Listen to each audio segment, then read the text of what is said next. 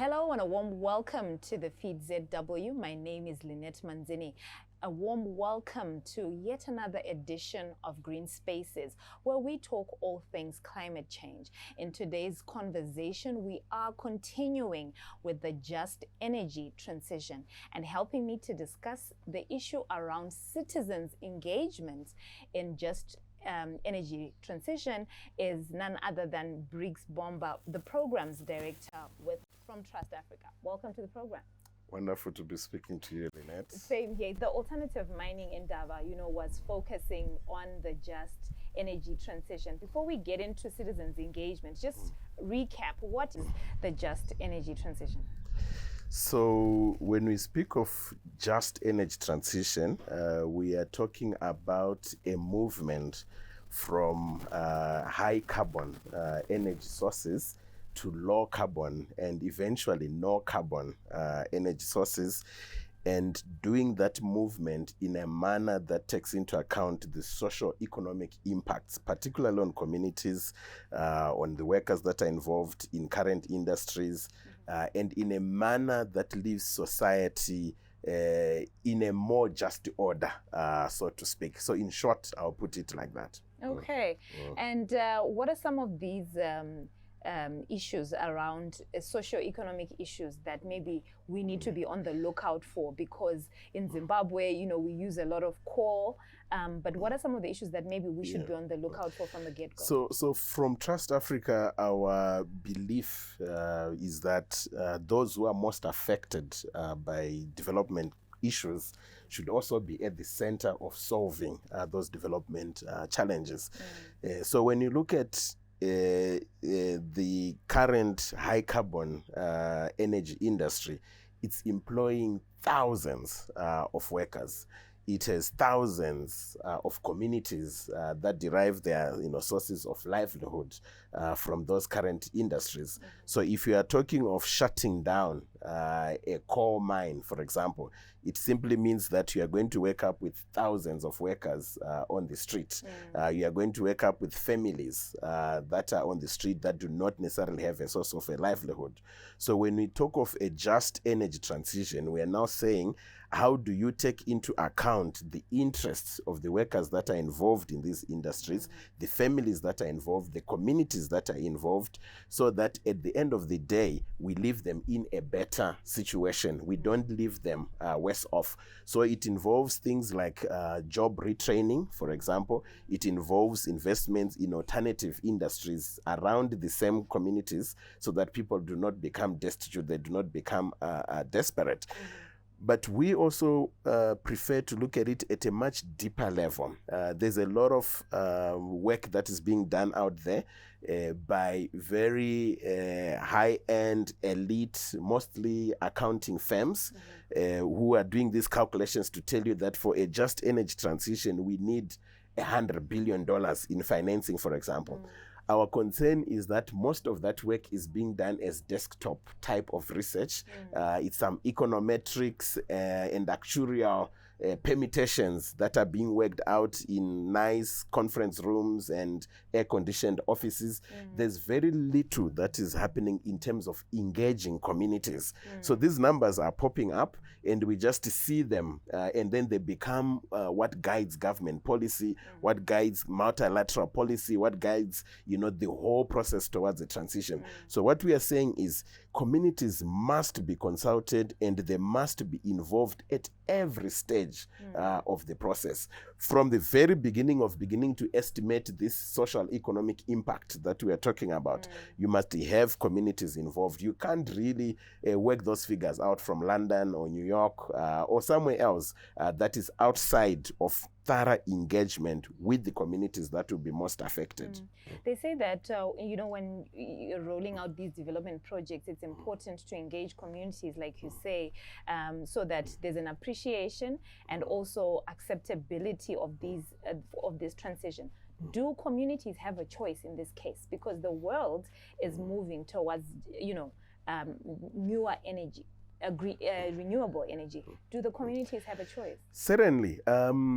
Renewable energy is the choice for communities because communities will be better off with clean energy sources ultimately. It's just a question of how do we get there. So when you end up seeing resistance and sometimes when it appears as if there's discord between the thrust towards a just energy transition, it's simply because that engagement process has not taken place, the dialogue has not taken place. Unfortunately, our present dominant culture is to impose things on communities, to impose solutions. So you end up with that kind of pushback. But ultimately, communities are better off if the environment is cleaner.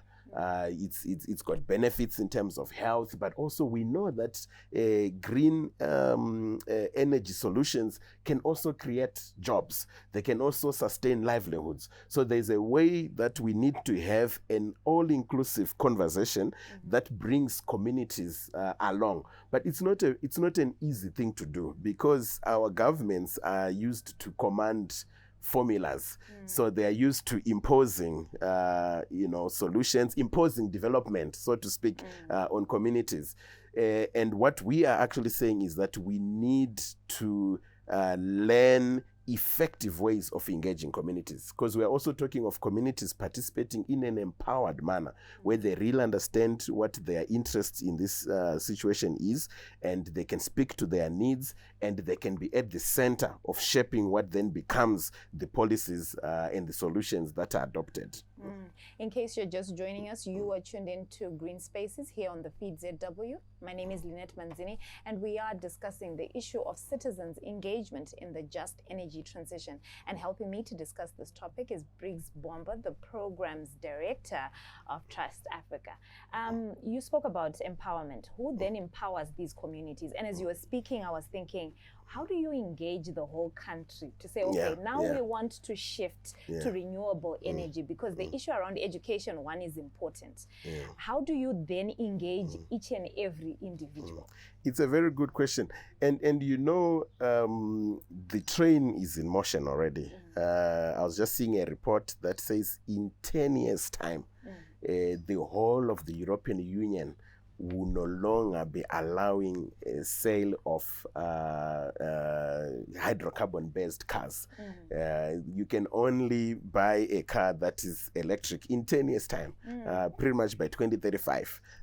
So this is the direction in which the world is moving.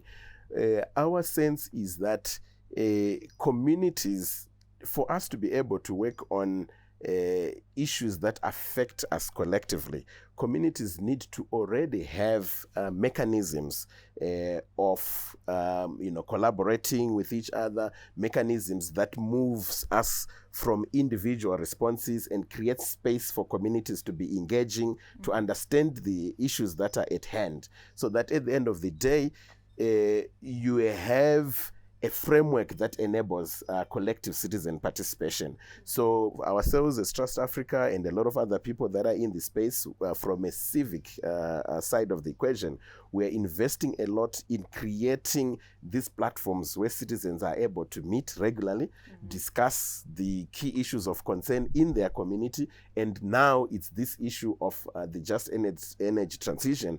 And that obviously starts with communities that are dependent on these high carbon emitting energy sources.